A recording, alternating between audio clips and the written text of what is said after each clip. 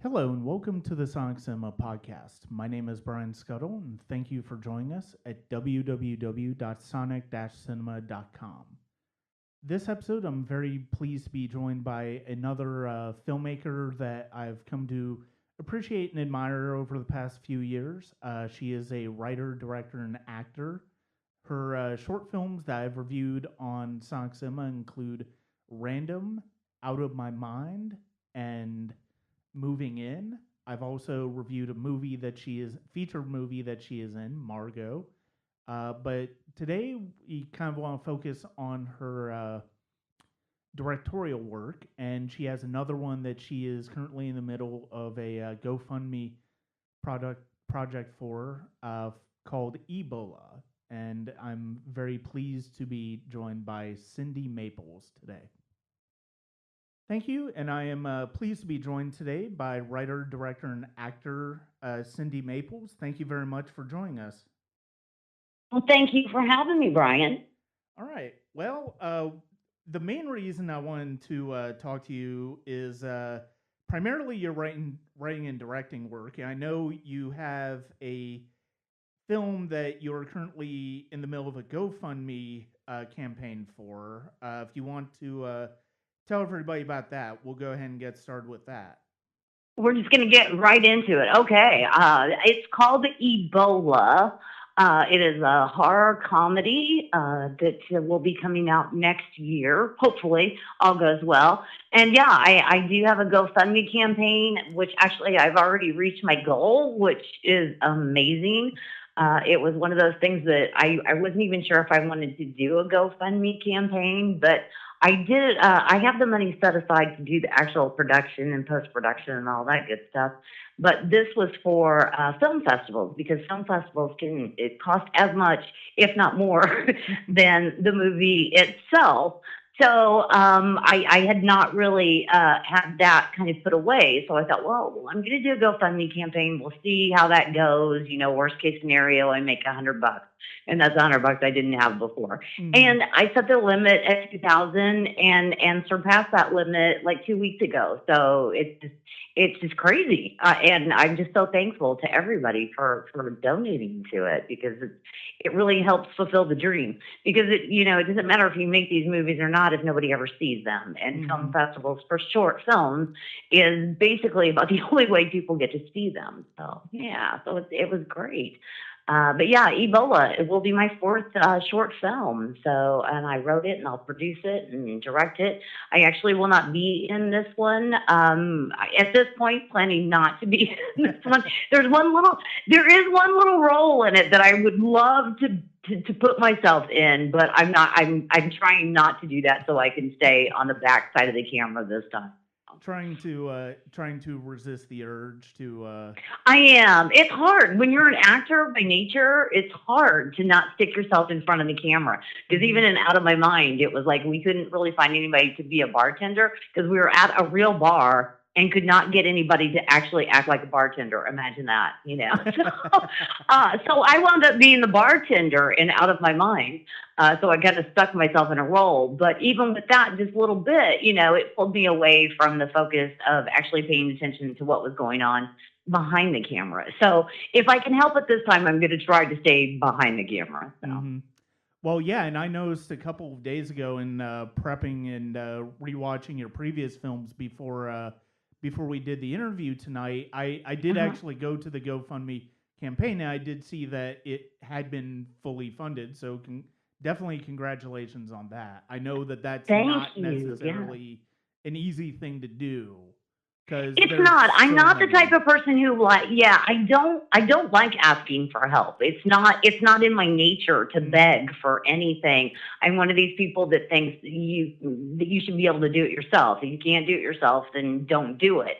But this one with the cast and the crew that I have, I just feel like it needs to be sent out to as many places as possible, and to make that happen, I have to have the money for that. So I felt like this time kind of warranted me, begging. Well, and I So mean, I begged. I just swallowed my pride and I begged. Yeah.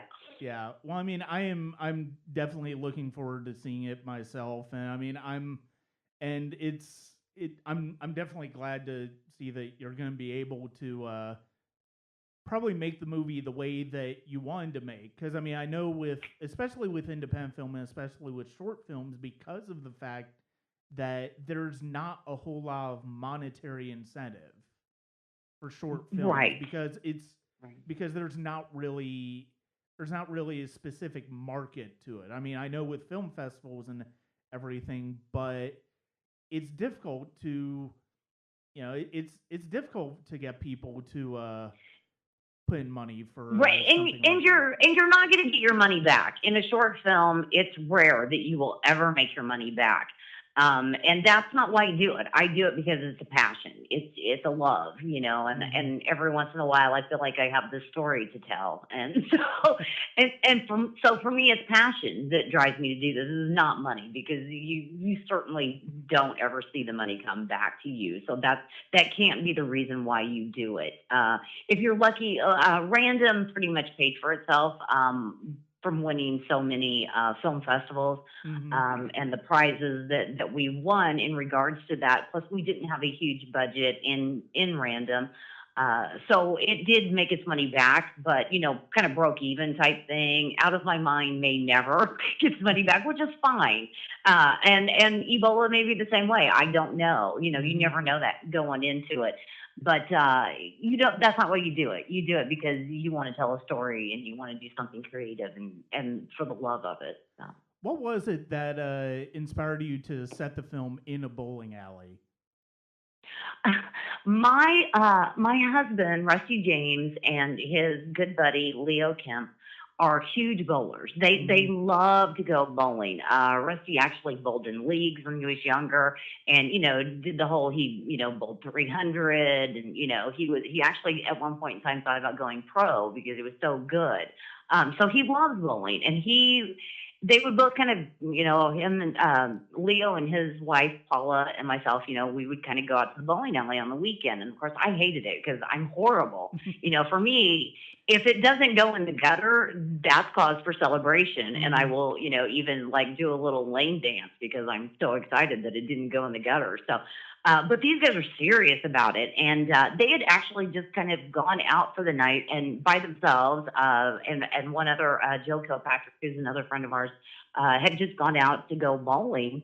And myself and Paula didn't go this time. And when he came home that night, he was talking about that they had named their team, their little team, Ebola, and it just yeah. And I was like, that's hilarious, And the more we talked about it, the more the story kind of came into focus. And I'm just like, I kind of need to write this. This is hilarious. This is a great idea for, I'm like, what can I do with this? Because it was just like bowling and Ebola, and that's hilarious. And I had been wanting to do a horror comedy forever now, and had actually seen one back in April called Born Again, which is just it's perfect. It is the perfect short horror comedy. It's still out there on the film festival circuit. It's just Mm-hmm. amazing.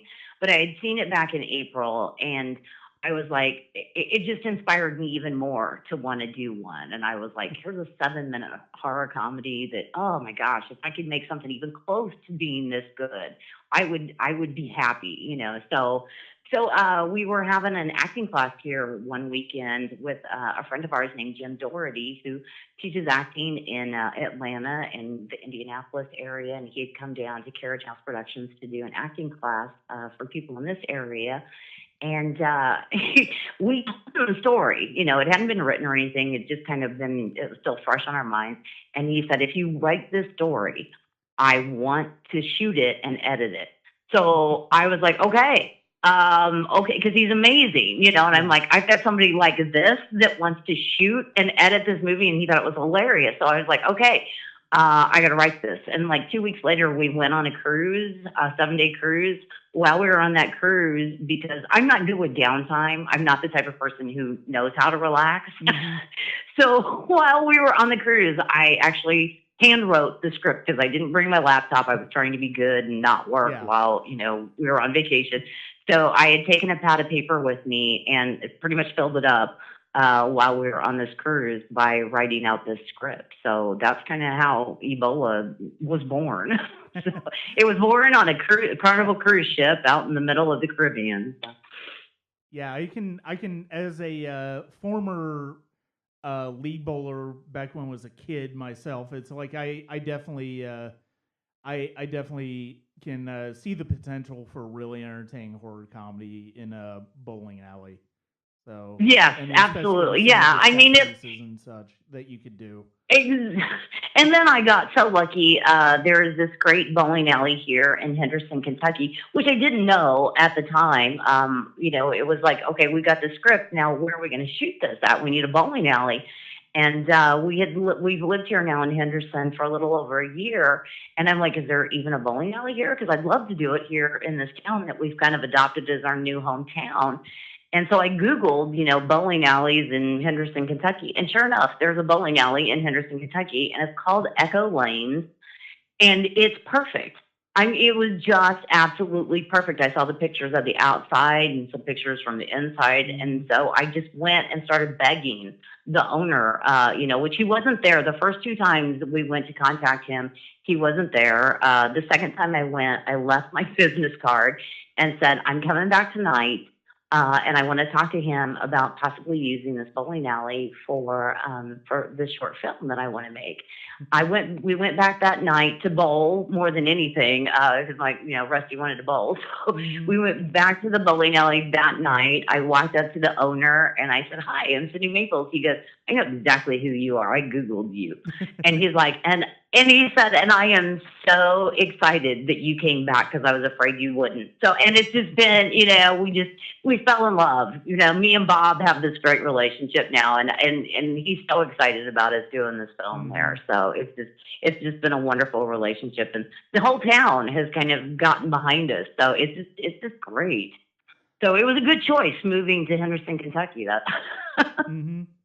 Well, and one of the things that I wanted to ask you is because of the fact that you basically have transitioned from primarily acting into directing as well. I mean, I know you do act in addition to directing still. Right, right. What led you to that transition? It's kind of a strange story, and actually, it's odd because I do still probably do more acting than the producing and directing part of it. But it kind of seemed like a natural progression for me.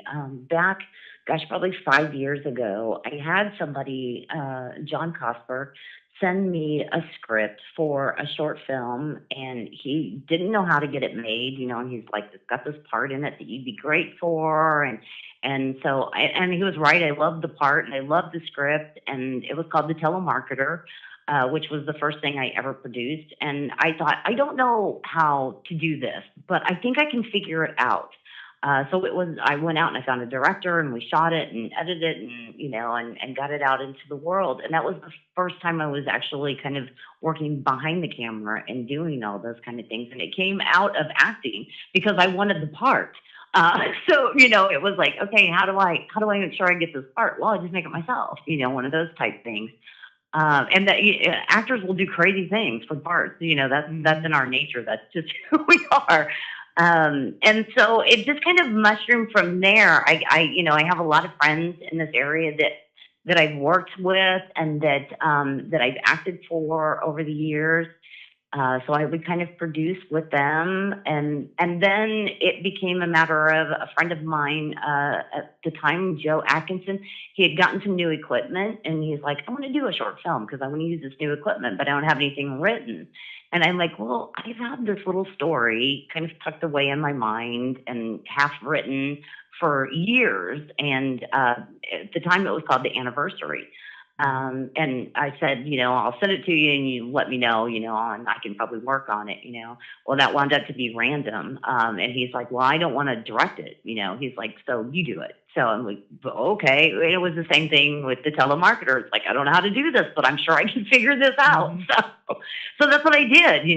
We turned that turned into be random, and it was just an amazing experience. And I kind of got the bug. I kind of like this behind the camera thing. Yeah. So.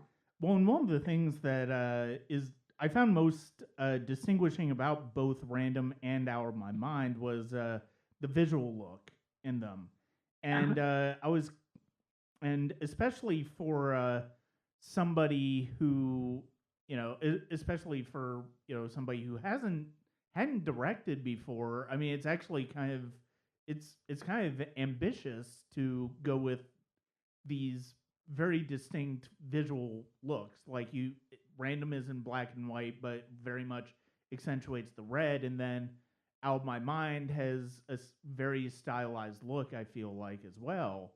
And was there a Right. I particular? use color a lot. Mhm.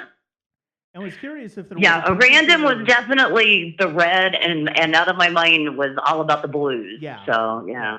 Was there a particular filmmaker or inspiration that you had in mind when making those? There's not at all, because I love so many different kind of films, but I love the use of color. Hmm. With Random, I always knew, I mean, it started with when I wrote it. It started with the ending. I always saw, how it ended, and I'm Hmm. like, okay, well, how did they get to that point? So for me, it was always the blood and the red, just was very visual to me. And I'm like, okay, well, let's get rid of the color, except for red, in most of it. Yeah. Except for, when it's those two talking, and it's very muted at that point too. But for me, it was very important to have color in it. And with Out of My Mind, I actually did watch a few films, nothing in particular, but it was more like looking for a style that I liked. Hmm. There was, oh gosh, and I can't remember the name of it. Of course, there's a vampire movie, an old vampire movie that I saw. That had a lot. They were using a lot of blues, Hmm. and I was like, okay, this is what I want. I would go to my lighting guys and go, this is what I want for my colors and how we light this, and Hmm. of course they made that happen, and it looked amazing. So yeah, for me, color is important. For me, it helps tell the story. But I would not say that there is one particular person that that I study. I am a huge fan of James Wan. Hmm. Anything that man does, I love. Yeah. So if anybody that I want to emulate, it would be him. But I just kind of do what I like. And if nobody else likes it, I don't really care. Well, and I was gonna say, Luckily, so far, most people like them. So, yeah, and I was gonna say when I saw, I can't remember if I mentioned it in my original review for Out of My Mind, but I know when I saw the movie again earlier this week and getting ready for this interview, it's like it reminded me the look of that movie reminded me a lot of Jacob's Ladder, the Adrian Lyne movie, yes, and there was a and I lot of loved that movie. stylized. Yeah, There was a lot of style I in that movie. yes, and I absolutely love that movie. So it's very possible that did influence me. Hmm. But although I would say it's been years since I've watched that movie. But yeah, Yeah. one of my favorite films. Yeah, Hmm. such a good movie. Well, I mean, with Ebola sort of transitioning into that, and it's funny that it is your appreciation for James Wan part of the reason that I know you shared with me Moving In, which was your Uh huh. submission to the Ambell creation. What was it, fan contest or something like that? Yes, yeah, it was my Annabelle creation film competition, where it had to be under 2 minutes, short film.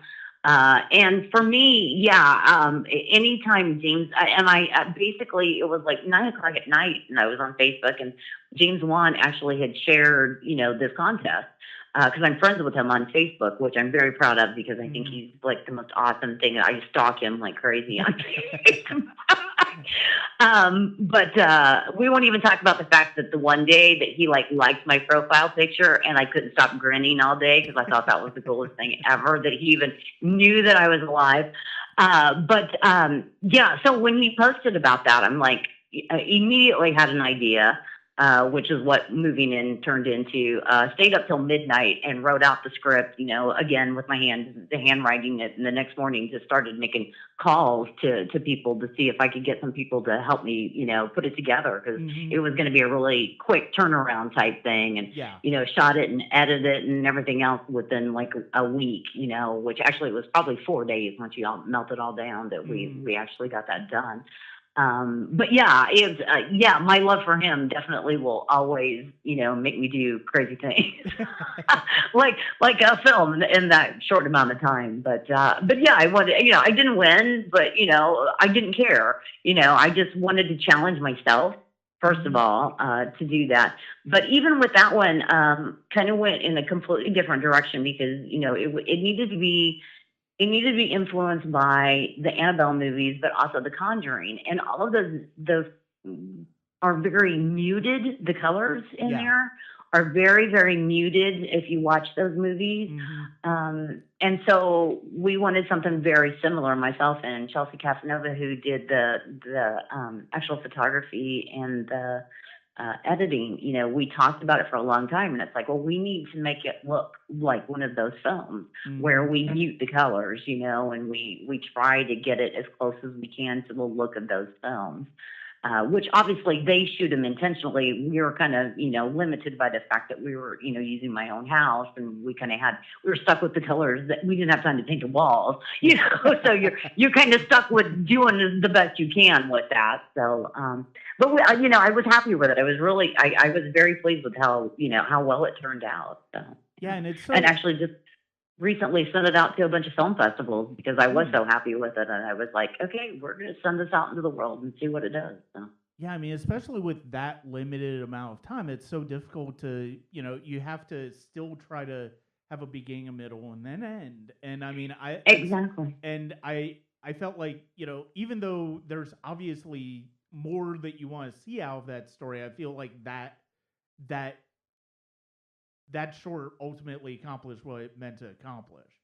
And so I it's a, felt it did too. yeah. And you'll notice it's very similar to all of the other, like Random and Out of My Mind, where there is no ending. Mm-hmm. I'm kind of big on that. I like audiences to choose their own ending, which has basically happened with all three of my films. I can tell you with Ebola, well, they could do it with Ebola too. I'm not going to lie, but for the most part, we will finally give people an ending with Ebola.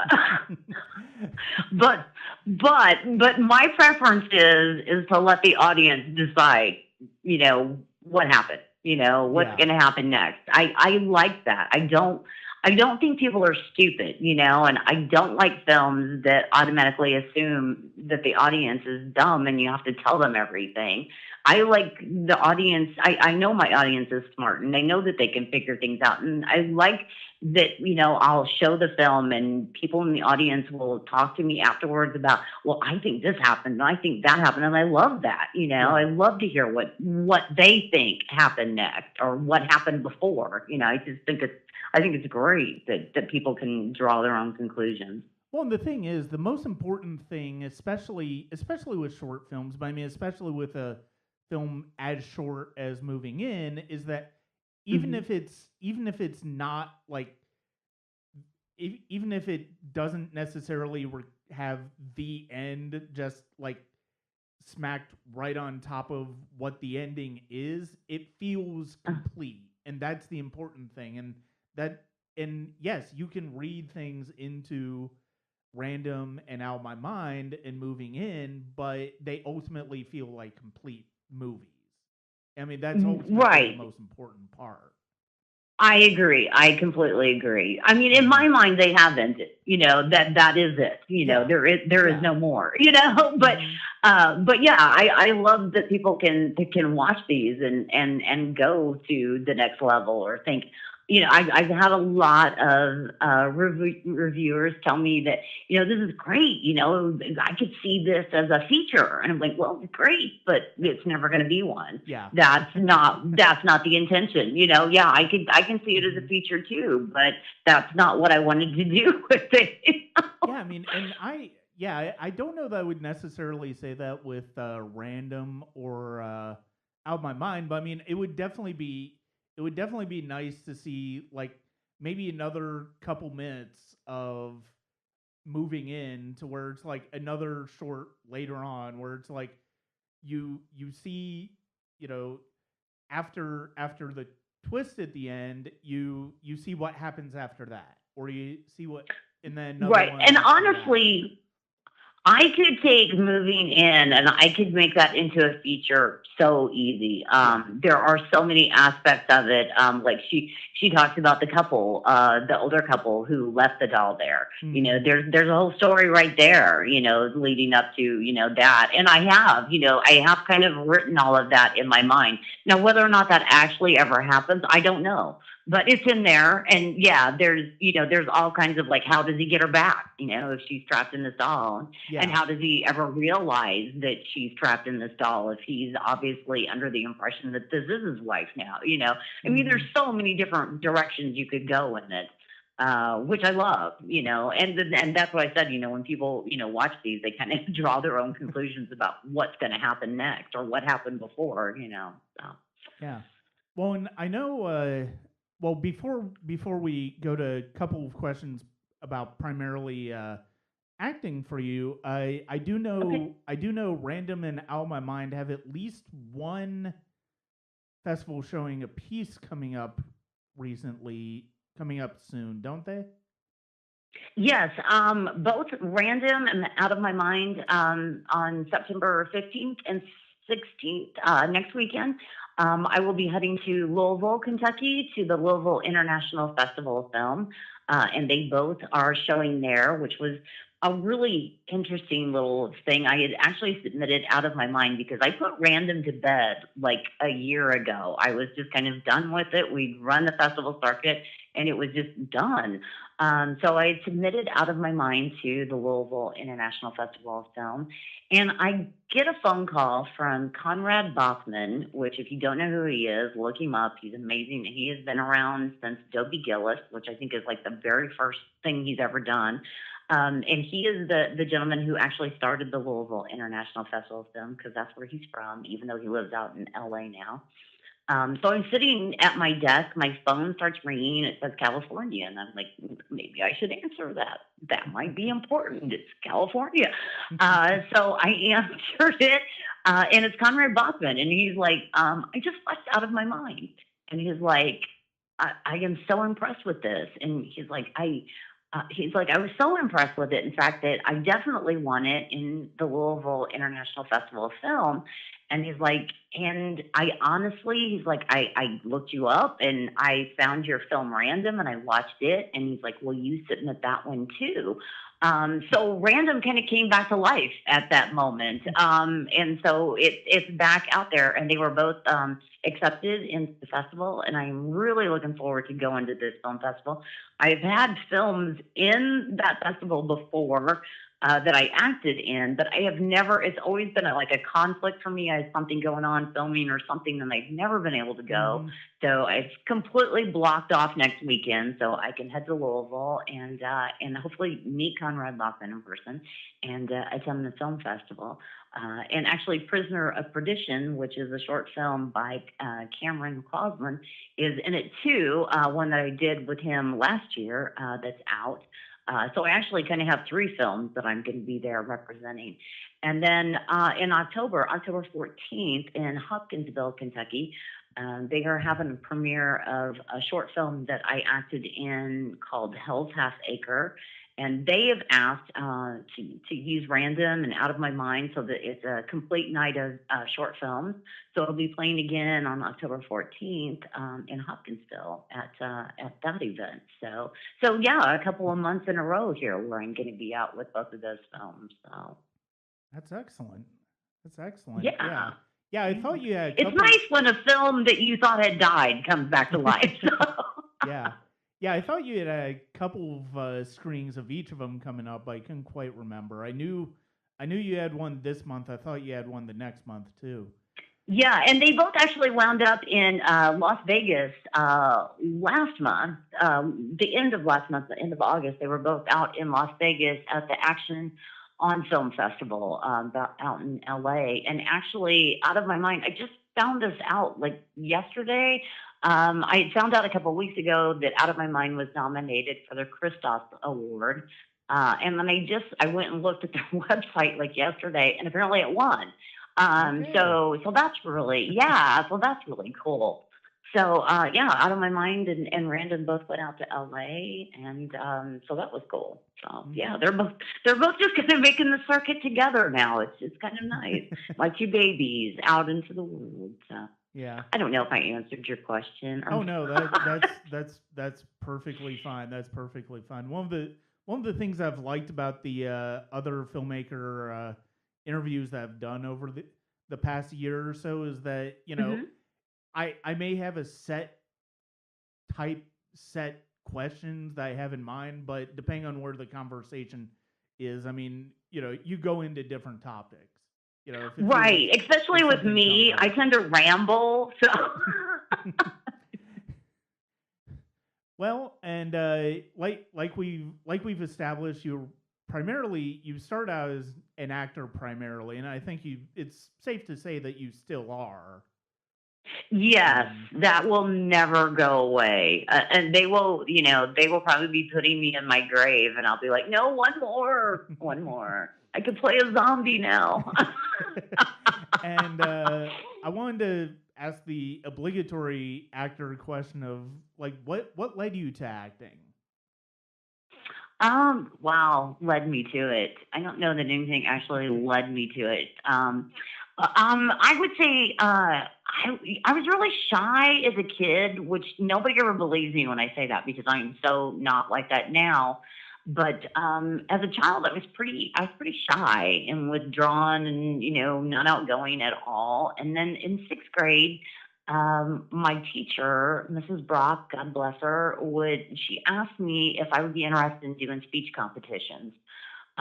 So I started doing speech competitions in sixth grade, and I remember the first time doing one and getting like a round of applause. And I was like, and I did a comedy, so I heard people laughing, and it was just from that moment on, that was all I ever thought about doing was making people laugh and Hmm. making people happy, and and being able to influence that people that way. So that's kind of where it all started. But it was always stage up until about 9 years ago. My husband and I had moved to Evansville, Indiana, and we got involved in community theater here, which was kind of our outlet for Hmm. being able to act. And the first show I did here, The Moon Over Buffalo, the director was a guest director at that time for that show, and he knew some people down in Madisonville, Kentucky, and he said, "I know these people down in Madisonville, Kentucky, and they're getting ready to shoot a couple of horror movies." And he's like, "I know they're looking for people to audition," and he's like, "I think you'd be really good at this." So I'm like, horror movies? I've always loved horror movies. I'm like, horror movie? Yeah. Where's Madisonville, Kentucky? Which I literally had to look it up because I had no idea where that was at. Went down there and auditioned, got the lead role in Widow, and it's just like never looked back. It's Hmm. just been one, and it's just basically one movie after another since 2008, Hmm. which has been great. I don't like to say that I'm lucky, but because I believe that I work really hard and I think I'm paying my dues. But there are moments in my life where luck has definitely come into play. Hmm. But I also, I'll take chances. Some people would have a director say that to them, and they'd be like, "Oh yeah, that's cool," and never go audition. So I definitely put the work in. Yeah. I'm not really scared of anything. It takes a lot to scare me when it comes to Hmm. stuff like that. Do you have a preference as to whether you know acting on stage versus in front of the camera? I do prefer on camera. The stage is not very forgiving. You make Hmm. a mistake on stage, and everybody knows that you've made a mistake on stage. You make a mistake in front of the camera, and you go, and the director says cut, and you do it again until you Yeah. get it right. But it was tough. It's a tough transition because stage is larger than life, and you have to be so big, and Mm-hmm. in film it's so closed off, and it's all about emotions and showing things in your face. It's a completely different world. But for me, I love that when I'm done with a film, that it's still there. Mm-hmm. It doesn't go away. It's out there in the universe forever, and to me, that's an awesome thing.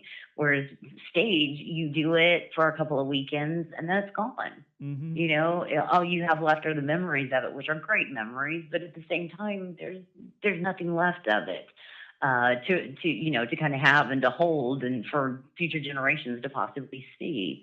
So it's tough, but I still love stage. A couple of years ago, I got the chance to play Frankenfurter in a Rocky Horror Show, and that was to me like a dream come true to be able to Mm-hmm. do a part like that, because Tim Curry is like the most amazing person in the world, and to Yeah. play a role that he's made so iconic, Mm-hmm. and not even, I didn't even get close to him, but still to kind of worship him in that way was an amazing thing. Mm-hmm. I always kind of look and see what's going on locally in the stage arena, to see if there's things that I'm interested in, and there are. And if I could get my film, under control, that I actually had a few months to go and do all this, because there's so much rehearsal time too Yeah. with stage versus film. Film, you get it all together, you go and you film it, and you're kind of done, But with stage, it's 5 to 6 week commitment. So, and that's tough when you're working in film. Mm-hmm. Okay. And I mean, are there any actors that you've looked to, or any actors that have really inspired you over the years? Oh wow. Gosh, there's so many. it's it's tough to ever choose one. I would say within the last couple of years, Jim Doherty, who, as I said earlier, is doing cinematography and editing on Ebola, has become like a mentor to me.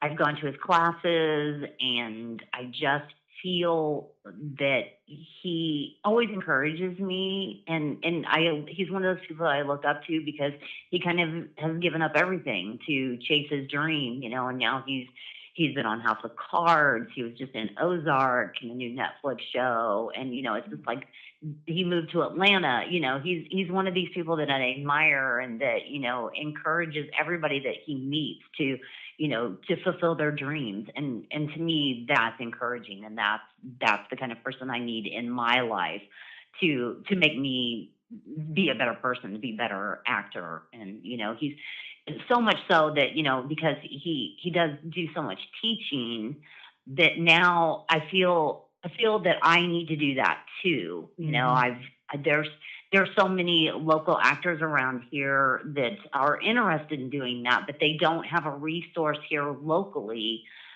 to kind of guide them in that. So I've kind of taken it upon myself, like having classes here, and locally bringing Jim in to have classes, so that they have a resource to learn more. And we have this group called IFN, Indiana Filmmakers Network, that meets once a month. And next month I will be going, and I will be teaching. And to me, that's what you do. You always pay it forward. You always help others, Mm-hmm. and if you've learned something, it's your responsibility to teach others, what you've learned. So he's just inspired me in so many different ways.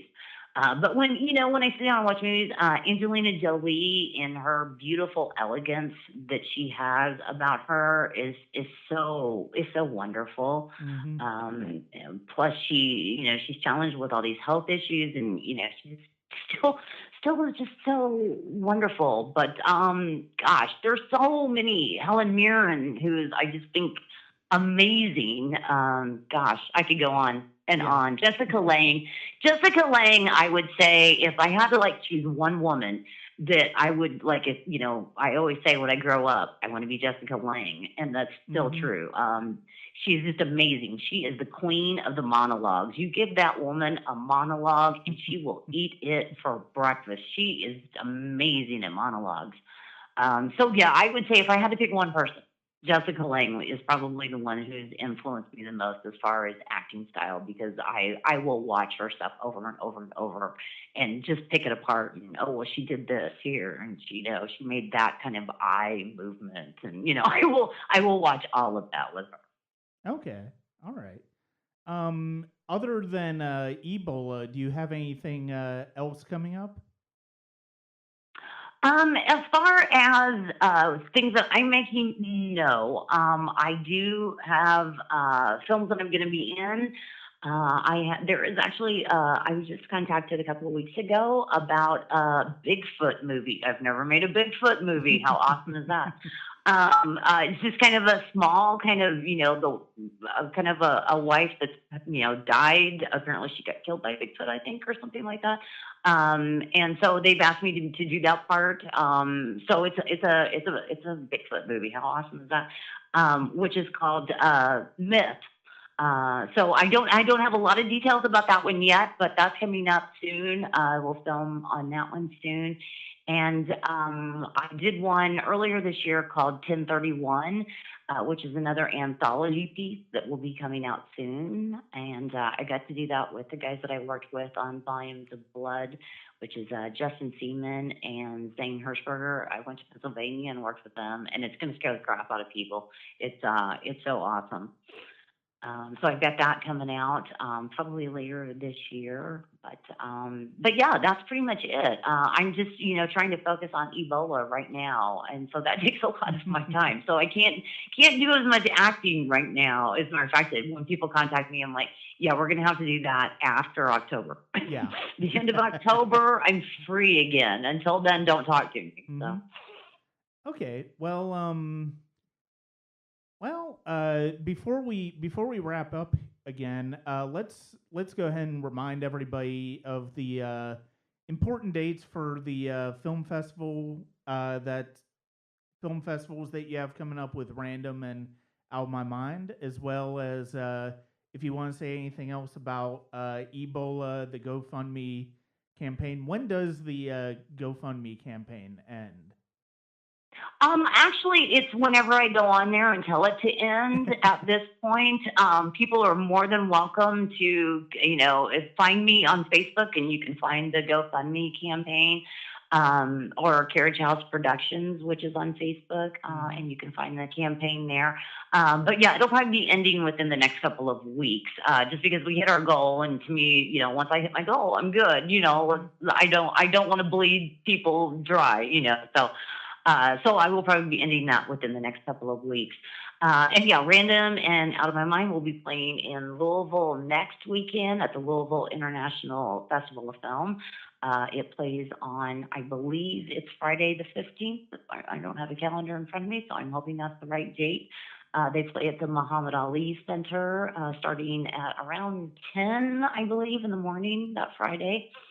And then October 14th, they both go down to Hopkinsville, Kentucky for Hoptown Horror Nights, along with the premiere of Hell's Half Acre, which I actually appear in.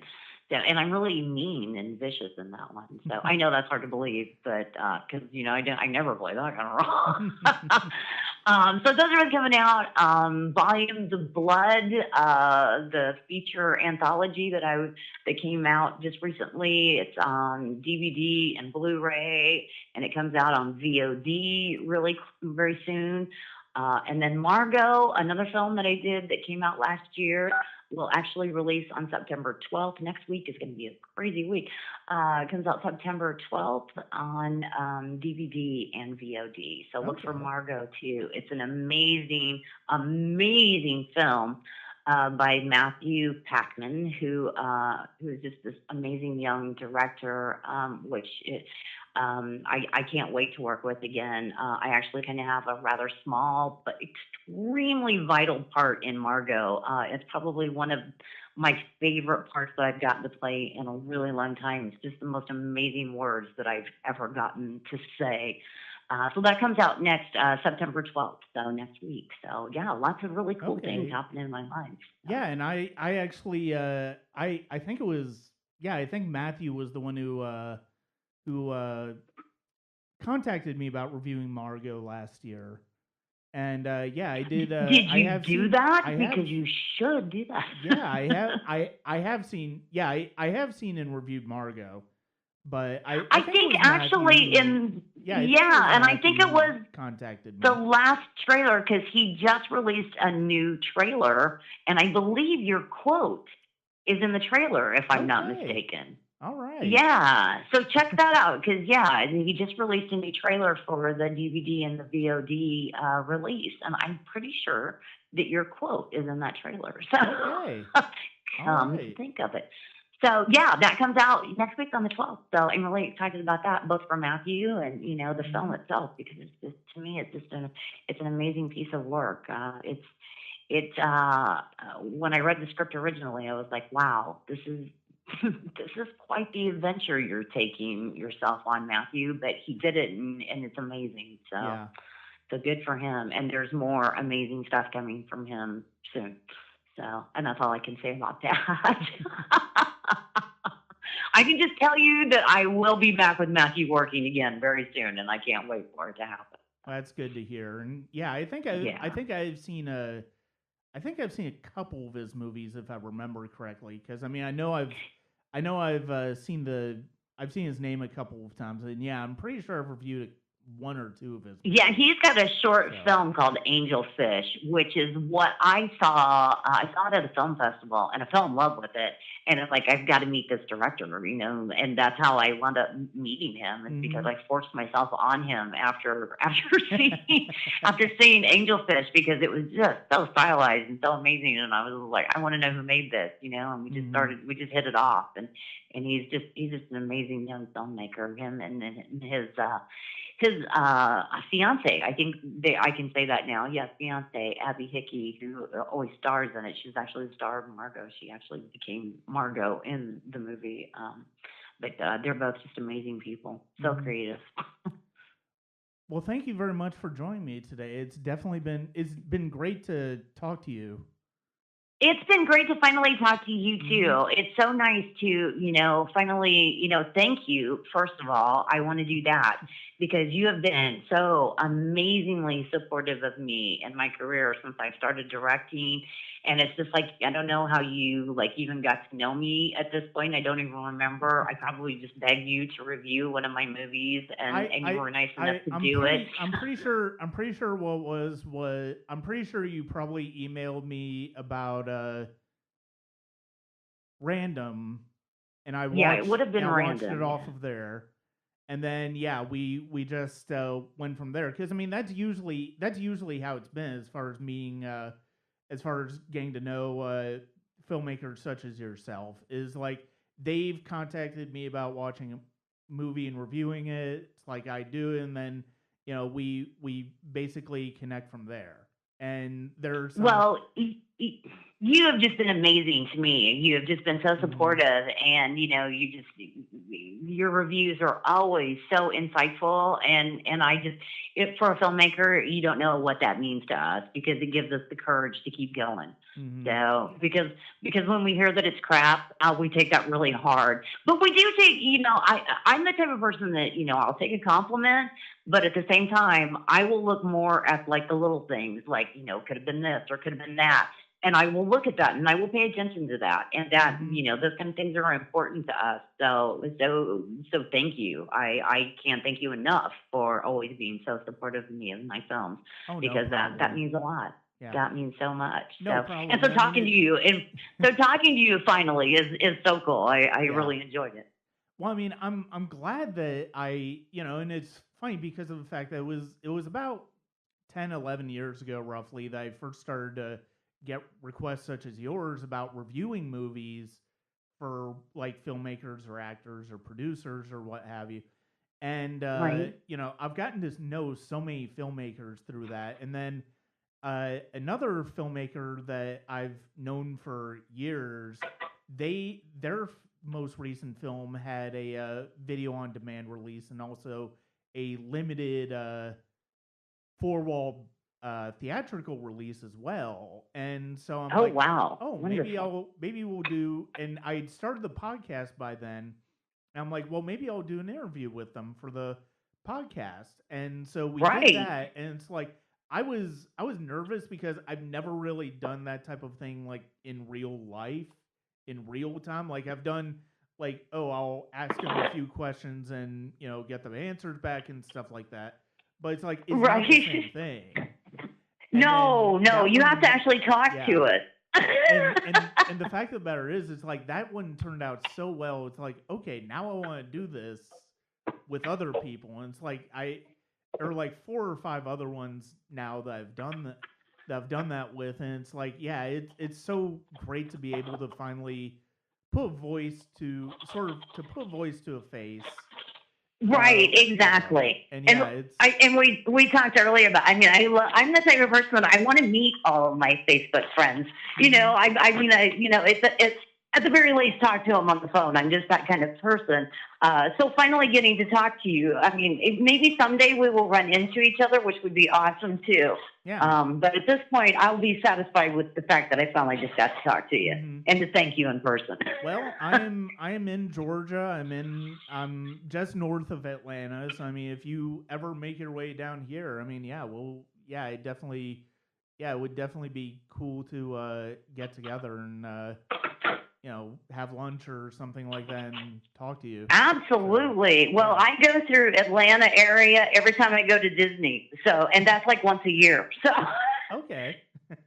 because I can't live without that in my life apparently. I found that out the hard way. So, Hey, there's nothing wrong with that no, whatsoever. it's the little child in me that will never grow up, Yeah. never grow up.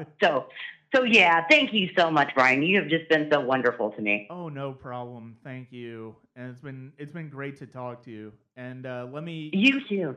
thank you very much for Cindy Maples for joining me tonight. We talked about a lot of different subjects, in particular her films Random and Out of My Mind, which I've reviewed on here, Moving In, which we've talked about on here, and her recent GoFundMe, which still has a couple weeks if you want to contribute to it. It is Ebola. It's for her upcoming short film. It'll be her fourth short film that she's directed. Uh, it was so great to talk to her tonight, and definitely want to do it again, especially when Ebola comes around. We'll probably do that again. And thank you very much for listening. And this is Brian Scuttle saying good night. Until next time.